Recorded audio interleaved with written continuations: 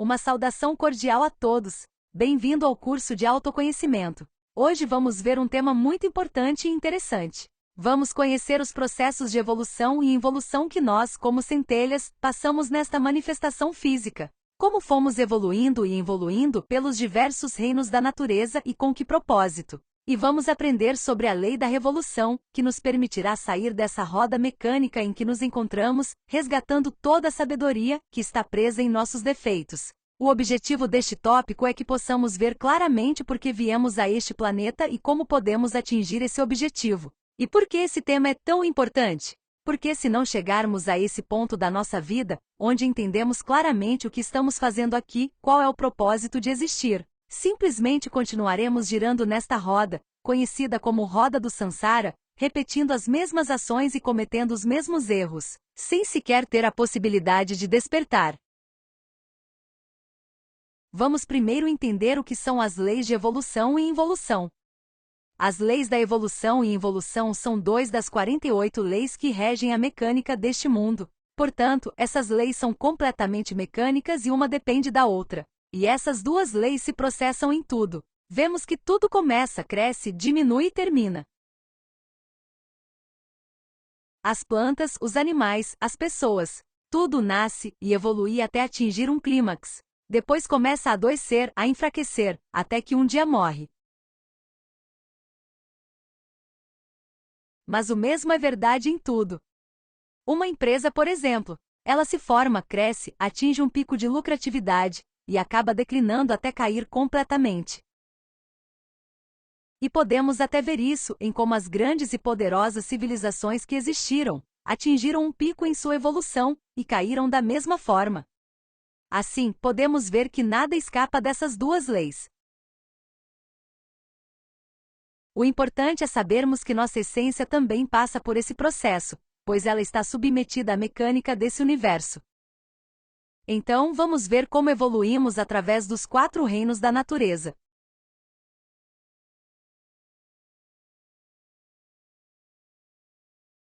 O mais comum é que as pessoas acreditem que são apenas seu corpo físico, mas com certeza somos muito mais que isso. Este corpo físico é apenas um veículo que nossa essência, que é nosso espírito ou consciência, agora está usando para se mover nesta terceira dimensão. Esse espírito, essa consciência que é o que realmente somos, é essa centelha divina que veio dessa fonte, ou Deus, ou como queiram chamar, que também é conhecido como Sagrado Sol Absoluto.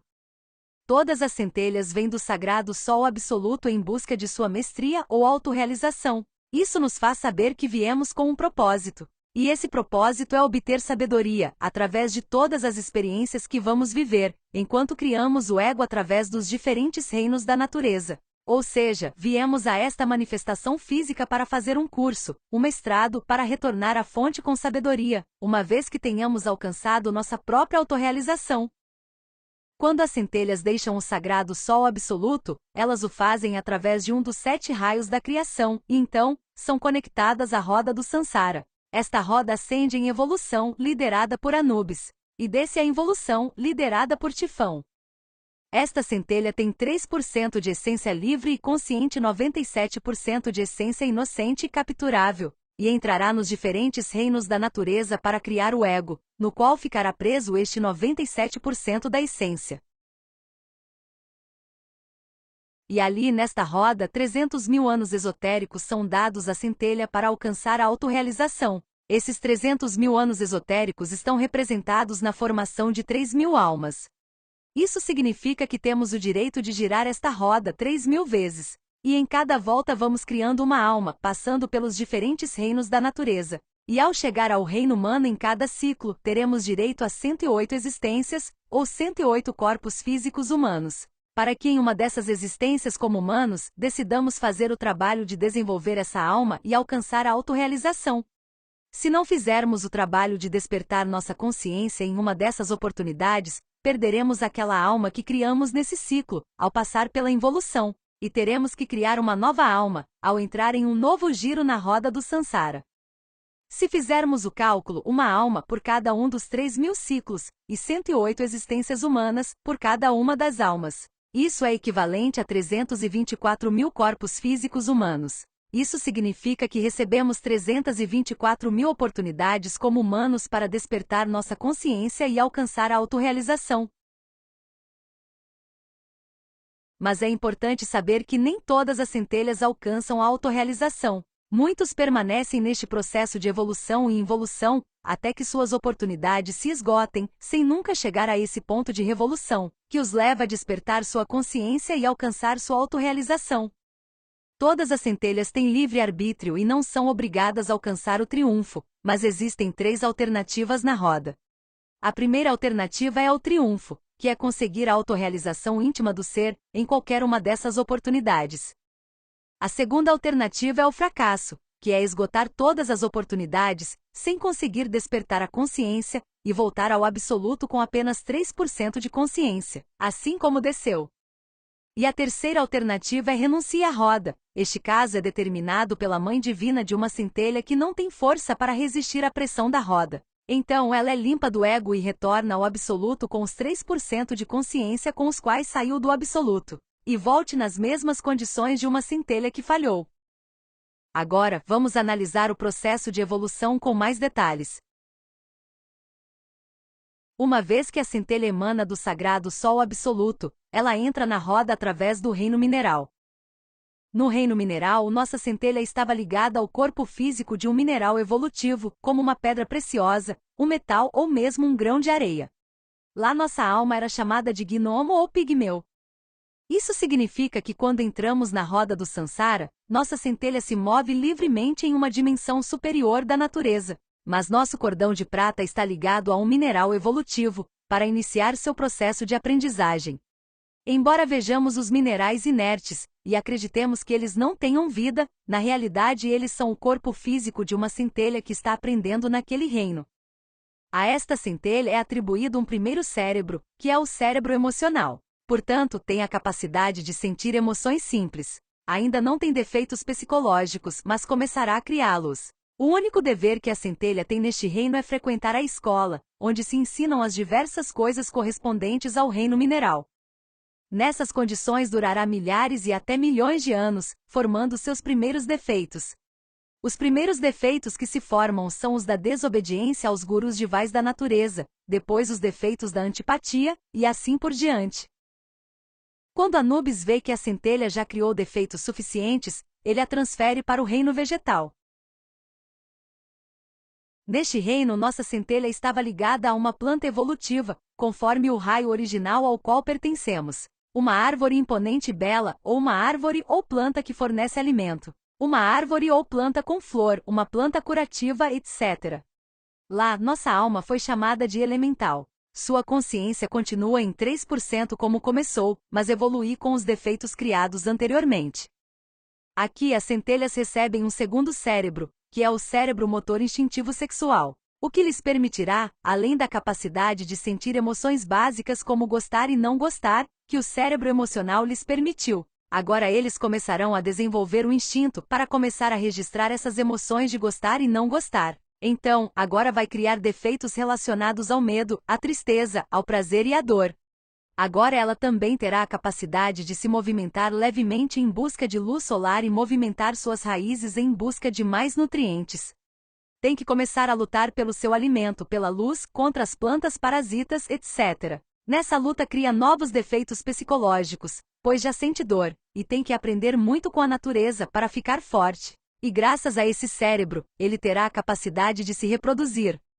Neste reino, essa centelha deve aprender tudo sobre as plantas e suas capacidades. E de fato, assim que começarmos a despertar, nossa consciência começará a se lembrar desse conhecimento que já tivemos e saberemos como usar as plantas para a cura. Quando nosso guru viu que havíamos criado defeitos suficientes, ele nos desconectou do reino vegetal e nos conectou ao reino animal. Neste reino nossa alma chamava-se Anima, e estava ligada ao corpo físico de um animal evolutivo. Um animal de sangue puro, um belo animal selvagem ou um animal que dá comida. Aqui a centelha mantém seus 3% de consciência, e mantém os 2 cérebros do reino vegetal, mas agora com suas habilidades mais desenvolvidas. Agora ele não está mais plantado no mesmo lugar, agora pode se movimentar para buscar seu próprio alimento e aprender a se defender de outros animais. Neste reino desenvolverá todos os seus instintos animais. Fornicação, violência, medo, etc. E à medida que aprende a sobreviver em um ambiente selvagem, vai criando novos defeitos. Depois de muitos anos passando por diferentes espécies neste reino e criando muitos defeitos, o Guru Deva desse reino traz a centelha para o reino humano. Neste reino, nossa centelha agora é chamada de alma. Aqui a centelha recebe um terceiro cérebro que é o cérebro intelectual. Agora, além do cérebro emocional e do cérebro motor instintivo sexual, temos um terceiro cérebro que nos dá a capacidade de refletir e julgar nossas ações. Portanto, como seres humanos, podemos gradualmente eliminar todos os defeitos que fomos criando e resgatar a sabedoria que está aprisionada neles.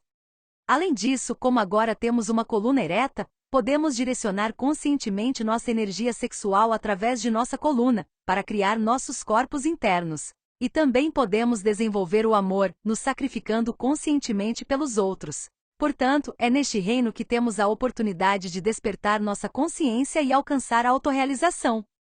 Neste reino teremos direito a 108 existências como humanos. Ou seja, temos o direito de nascer e morrer 108 vezes em corpos físicos humanos. A primeira vez que nosso cordão de prata foi conectado a um corpo físico humano, foi em um bebê nascido em uma tribo, em um lugar distante da civilização, onde as pessoas ainda estavam conectadas com a natureza de onde acabaram de vir. Assim, as primeiras existências acontecem sempre longe da civilização.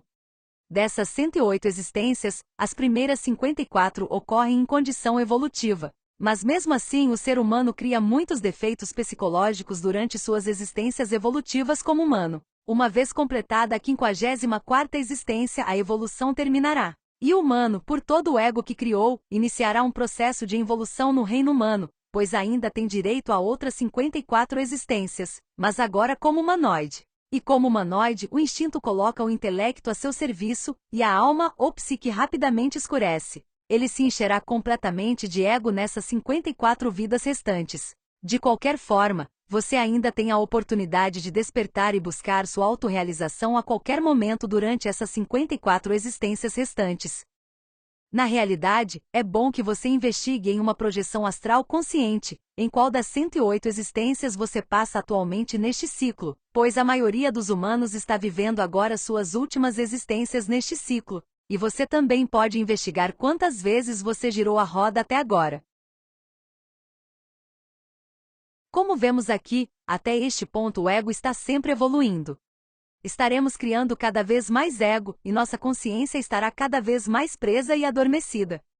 Se não aproveitarmos nossa alma, vamos perdê-la. Pois uma vez esgotadas nossas 108 existências como humanos, sem aproveitar nenhuma dessas 108 oportunidades para liberar toda a nossa energia, resgatar toda a consciência aprisionada no ego e criar os corpos existenciais do ser, a fim de alcançar a autorrealização, entraremos na involução, até que a natureza desintegre o último dos agregados psicológicos, e alcancemos a morte segunda.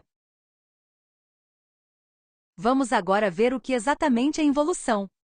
Uma vez esgotadas as 108 existências como humanos em um ciclo sem trabalhar sobre nós mesmos, nossa centelha será ligada a um animal involutivo. O cordão de prata será ligado, por exemplo, a um cachorro vadio, ou a um burro que é obrigado a trabalhar o dia todo, ou a uma praga como ratos, baratas, etc. Enquanto nossa centelha, contaminada com todo esse ego para se libertar de tudo isso, penetrará nos 9 círculos dantescos, de onde não sairá, até que a natureza termine de desintegrar todos os defeitos. Aqui no reino animaloide, receberemos corpos animais sucessivos. E mais tarde, nossa centelha estará ligada a vários corpos de plantas involutivas. Assim desceremos pelos reinos em seu lado involutivo, e finalmente chegaremos ao reino mineral involutivo, onde nossa centelha estará ligada aos minerais em decomposição. Na involução, a natureza desintegrará todos os defeitos psicológicos em um processo muito longo e doloroso, e alcançaremos a segunda morte. Esse processo pode durar milhares ou milhões de anos, e ao final, nossa centelha sairá totalmente limpa de ego, com apenas 3% de consciência, mas tendo perdido a alma criada e toda a sabedoria adquirida naquela volta da roda. E se conectará mais uma vez ao reino mineral evolutivo, para iniciar uma nova volta na roda do Sansara, para criar uma nova alma.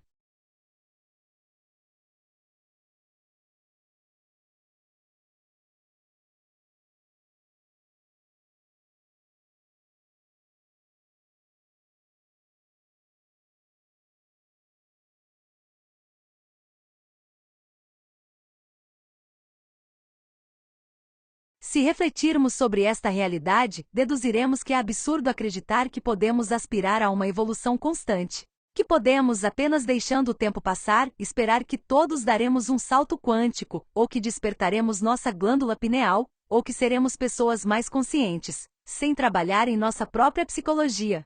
É um absurdo esperar que coisas diferentes comecem a acontecer, se como humanidade continuamos pensando, sentindo e agindo da mesma forma egoica, e cometendo erros cada vez maiores. Podemos acreditar que, com mais tecnologia e maior acesso à informação, estamos evoluindo, quando internamente e espiritualmente somos cada vez mais degenerados, mais perversos, mais cruéis. É só olhar para o nosso planeta para ver como estamos destruindo todos os seus recursos. E observe como um franco declínio é visto no pensamento crítico, na arte, na filosofia e na psicologia. Se nos analisarmos internamente, se conseguirmos despertar para ver nossa própria decadência interna, perceberemos que não estamos realmente em evolução, mas em involução, e que precisamos urgentemente fazer uma revolução interna.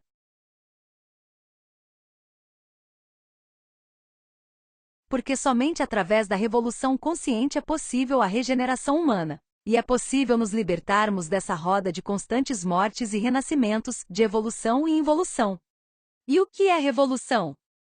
A revolução da consciência é um trabalho que cada um de nós deve fazer para alcançar a sua própria mudança. Essa mudança é feita através dos 3 fatores da revolução da consciência. O primeiro fator é a morte psicológica, que consiste em descobrir nossos defeitos psicológicos através da autoobservação, julgar nossos defeitos até entendê-los, e eliminar os defeitos que descobrimos em nós, com a ajuda de nossa Mãe Divina particular. Com a morte psicológica, a consciência aprisionada se liberta dos defeitos.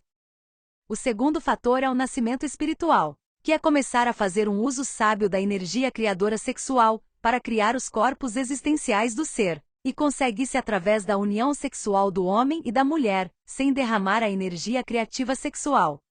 Com o nascimento espiritual, a consciência liberada é fixada na medula espinhal. O terceiro fator é o sacrifício pela humanidade, que consiste em entregar o conhecimento à humanidade, sem interesse em receber nada em troca, para que cada pessoa que o receba possa fazer o seu próprio trabalho. Com o sacrifício pela humanidade, o amor desperta. Assim nos libertamos da roda do Sansara, nos libertamos dos processos de evolução e involução, aos quais estamos presos há muito tempo. Assim, alcançamos a autorrealização do nosso ser. E esta foi a conferência de hoje. Espero que você tenha conseguido entendê-lo. Lembre-se que você pode deixar suas perguntas e terei prazer em respondê-las. Convido você a não perder a próxima conferência, na qual falaremos sobre as infradimensões. Veremos detalhadamente como se subdividem essas infradimensões, e o trabalho que temos que fazer em nossas infradimensões internas, pois dessas infradimensões sairá a luz que iluminará nossas trevas interiores, ou a sabedoria do mal, e o amor que está preso em todos esses defeitos. Vejo você na próxima vez.